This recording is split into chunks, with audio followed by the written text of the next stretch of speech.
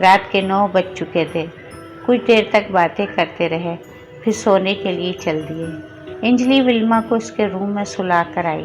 انجلی تھک چکی تھی، بیڈ پر لیٹتے ہی نیند کی آغوش میں چلی گئی۔ رات کا نہ جانے کون سا پہر تھا۔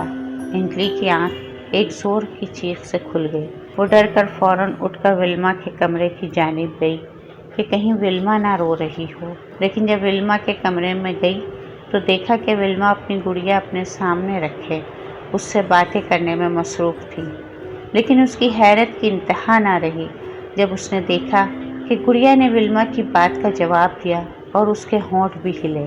وہ بے یقینی سے کبھی ولما اور کبھی گڑیا کو دیکھ رہی تھی۔ اسے اپنی آنکھوں پر یقین نہیں آ رہا تھا کہ جو منظر اس نے دیکھا ہے وہ حقیقت ہے یا اس کا وہم۔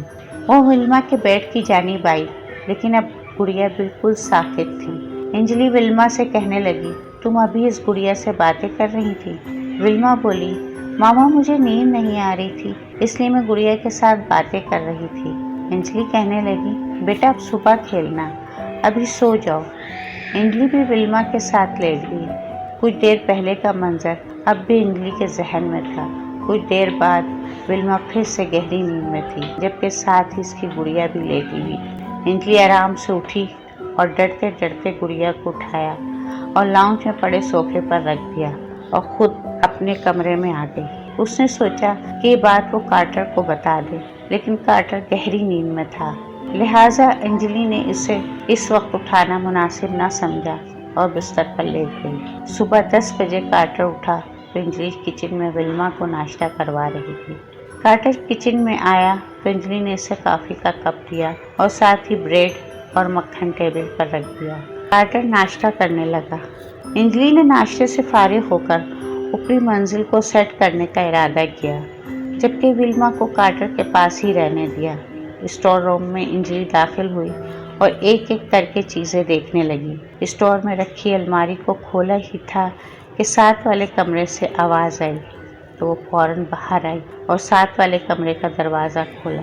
اندر فرش پر ہر طرف خون ہی خون بکھرا پڑا تھا۔ ڈر کے مارے انجلی کی چیخ نکل گئی۔ کارٹر فوراً اوپر آیا۔ انجلی چیخے جا رہی تھی۔ کارٹر اسے جھنجھوڑنے لگا۔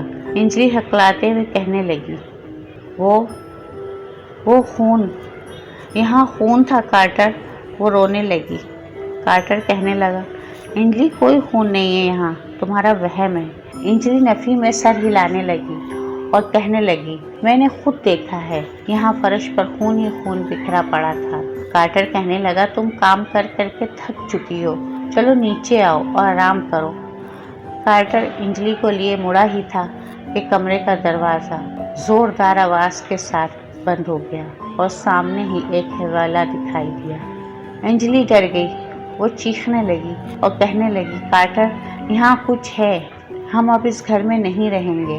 کارٹر خود بھی ڈر گیا تھا، لیکن انجلی پر ظاہر نہیں ہونے دیا۔ وہ فوراً انجلی کو لیے ہوئے نیچے آ گیا۔ نیچے لاؤنج میں ولما اوندھے منہ گری ہوئی تھی اور اس کے منہ سے خون بہہ رہا تھا۔ ساتھ ہی ولما کی گڑیا پڑی ہوئی تھی۔ انجلی نے فوراً ولما کو گود میں اٹھایا اور رونے لگی۔ کارٹر جلدی سے الماری سے فرسٹ ایڈ باکس لے آیا اور ولما کے منہ کو صاف کرنے لگا۔ ولما کو کچھ دیر بعد ہوش آ گیا، لیکن وہ بہت ڈری ہوئی تھی۔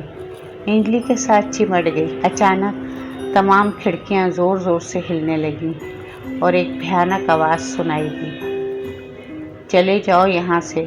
ولما پہلے ہی ڈری ہوئی تھی، پھر سے رونے لگی۔ انجلی نے اسے زور سے اپنے ساتھ چمٹا لیا۔ کارٹر نے انجلی کو اپنے ساتھ چلنے کو کہا۔ وہ ولما کو گود میں لیے گھر سے باہر آ گئی۔ کارٹر نے گاڑی سٹارٹ کی تو انجلی بھی جلدی سے گاڑی میں بیٹھ گئی۔ کارٹر نے گاڑی چرچ کی جانب موڑ دی۔ 20 منٹ بعد ہی وہ چرچ میں فادر کے سامنے کھڑے تھے۔ کارٹر نے اپنے ساتھ پیش آنے والے تمام واقعات کا ذکر فادر سے کیا۔ فادر نے کہا، چلیں میں آپ کے گھر چلتا ہوں تاکہ گھر کا معائنہ کروں۔ کارٹر، انجلی، ولما اور فادر بروک گاڑی میں آ بیٹھے۔ گاڑی فوراً فراٹے بھرنے لگی۔ جلد ہی وہ اپنے گھر کے سامنے تھے۔ سب گھر میں داخل ہوئے۔ فادر نے کچھ دیر آنکھیں بند کی اور منہ میں کچھ پڑھنے لگے۔ 5 منٹ تک وہ یوں ہی کچھ پڑھتے رہے، پھر آنکھیں کھول دی اور کارٹر کو بتانے لگے، بہت عرصہ پہلے یہاں ایک عورت اپنے شوہر کے ساتھ رہتی تھی۔ وہ کالا جادو کرتی تھی، لیکن یہ بات اس کے شوہر کو معلوم نہ تھی۔ اس کا شوہر اکثر کام کے سلسلے میں گھر سے باہر رہتا تھا، تب بھی وہ عمل کرتی تھی۔ ایک دن وہ عمل کر رہی تھی کہ اس سے منتر بھول گیا۔ وہ غلط منتر پڑھنے لگی، اس وجہ سے عمل الٹا ہو گیا اور شیطانی قوتوں نے اسے مار دیا اور گھر پر قابض ہو گئی۔ جب اس کا شوہر گھر لوٹا تو اسے بھی شیطانی قوتوں نے مار دیا۔ اس کی وجہ سے وہ اس گھر میں زیادہ عرصہ نہیں رہتا۔ وہ انسان کو اتنا ڈراتی ہیں کہ یہاں کوئی نہیں رہ پاتا۔ تم لوگ بھی یہ گھر جلد سے جلد چھوڑ دو، کیونکہ یہ شیطانی قوتیں بہت طاقتور ہیں۔ فادر نے انہیں بائبل دی اور روز اسے پڑھنے کا کہا، تاکہ جب تک انہیں کوئی مکان مل نہ جائے وہ شیطانی قوتوں سے بچتے رہیں۔ پھر فادر چلے گئے۔ اگلے ہی دن کارٹر نے اپنے ایک دوست سے رابطہ کیا اور اسے اپنی پریشانی کے بارے میں بتایا، تو اس کے دوست جارج نے اسے بتایا کہ چند دن پہلے میرے گھر سے 2 گلی چھوڑ کر ایک گھر خالی ہوا ہے۔ کارٹر اسی دن جارج کے ساتھ اس گھر کے مالک سے ملا اور تمام معاملات طے کر کے وہ گھر خرید لیا۔ شام تک انہوں نے مورس ٹاؤن والا گھر چھوڑ دیا اور یہاں شفٹ ہو گئے۔ اب انجلی، کارٹر اور ولما اس گھر میں بہت خوش ہیں۔ پرانے گھر کو فادر کے کہنے پر اس گھر کے مالک نے بند کر دیا، جبکہ فادر نے اس گھر کے گرد ایک مضبوط حصار باندھ دیا ہے تاکہ وہ آسیبی قوتیں نقصان نہ پہنچا سکیں۔ لیکن اب بھی اس گھر سے رات کے وقت ڈراؤنی آوازیں آتی ہیں اور کوئی اس کے قریب بھی نہیں جاتا۔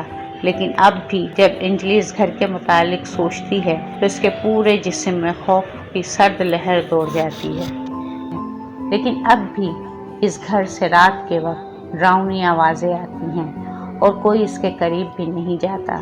لیکن اب بھی جب انجلی اس گھر کے متعلق سوچتی ہے تو اس کے پورے جسم میں خوف کی سرد لہر دوڑ جاتی ہے۔